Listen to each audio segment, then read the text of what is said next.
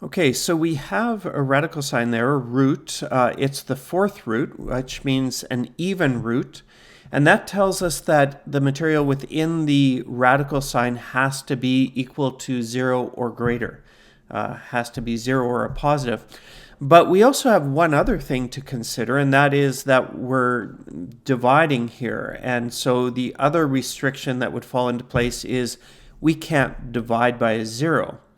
So let's combine those two thoughts. So first of all, we would say this, the material within the radical sign, would have to be equal or greater than 0. And that would look after the restriction around taking the fourth root. But we consider the other restriction now. Okay, we can't be dividing by a 0. So in other words, y cubed plus 5 can't be 0. So in other words, we're even a little more limited on this root.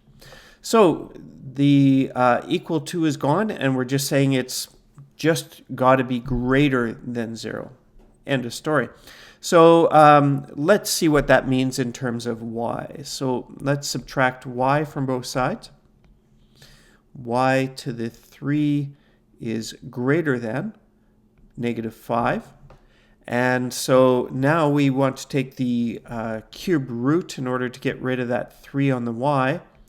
And whatever we do to the one side, we do to the other. And the cube root of negative 5, our y has to be greater than that, and that's our restriction.